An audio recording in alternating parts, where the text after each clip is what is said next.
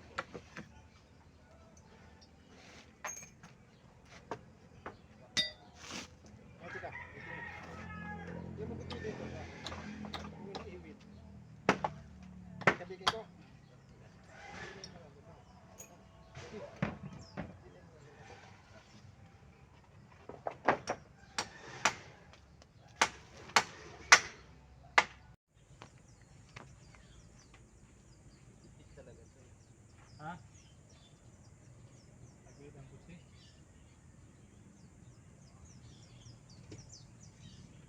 Ilipit. Ano ito? Saan ko yung puti sa taas? O ituot natin dito? Ha? Dito? Paano punaan? Dito na ako na ho. Oo, sa gilid. Dito o. Dito sa bubabang ito o. O yan. Dito o.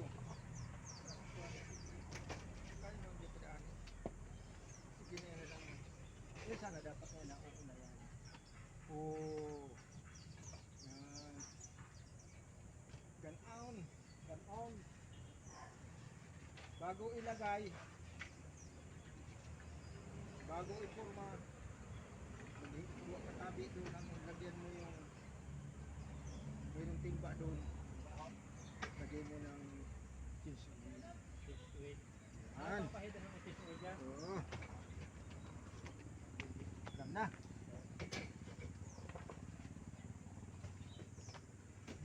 Doon tabi ilalagay sa kabila yan ano.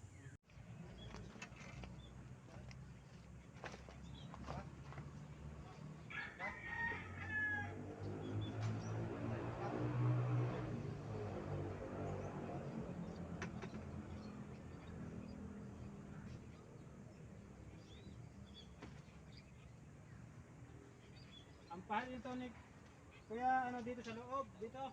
Oo, sa loob. Dito. Boy. Wala pa yan na boy. Para dumulas. Ito natin ang ng change oil para hindi dumikit ang halo.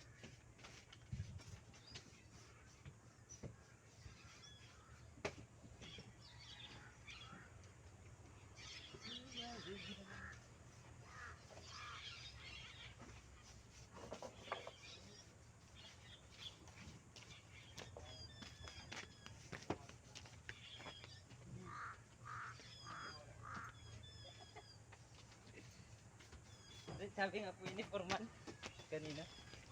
Sabi ni Foreman. Oh, kumain din po ng bago sa iyo.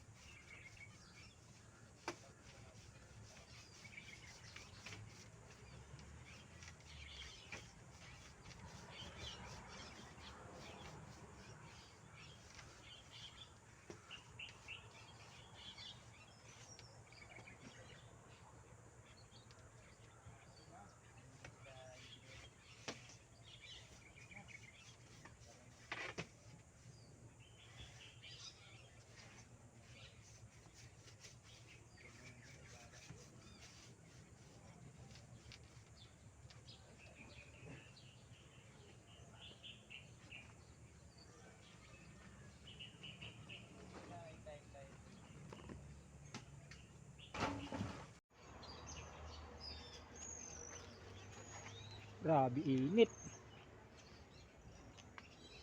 Yan mga Pinoy. Oras na po ng tanghalian kaya kumain muna kami ng tanghalian. Ito po yung ating ginagawa, yung pader na yan. At ito po yung ating idinudugsong. Yan. Gagawin din po natin yan ng pader. Kagaya niyan mga Pinoy. At ito po yung ating binusang kahapong puting. Tapos na po siya at may patong na ng isang patong na hollow blocks. Ayan. Ngayong araw po, ang gawa natin ngayong araw ay nagpupurma po tayo ng poste. Katulong po natin dyan yung masisipag nating katulong na kalpintero. Sila Kuya Ambit. Oras po ng tanghalian kaya umuwi po sila dun sa kanilang mga bahay. Ito mga Pinoy, pupurmahan pa po natin yan. Yung isa na yan, poste na yan. At ito po yung ating gagamitin natin dyan. Pamorma, pinulik. Ang tawag po sa pamorma na yan, pinulik. At yung mga 2x3.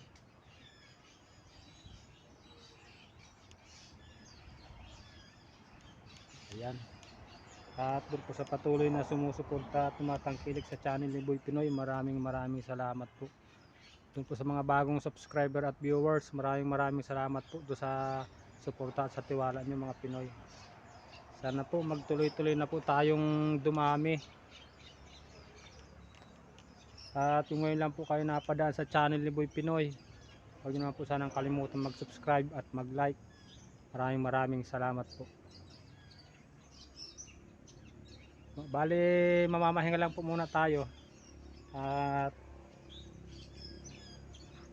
tatapos lang po namin kumain ng tanghalian, mamamahinga tayo at wala pa naman pong alauna. Bali bahay po ito nung aming engineer. Ayan po yung kanilang bahay. Ito pong likod pinapabakudan niya.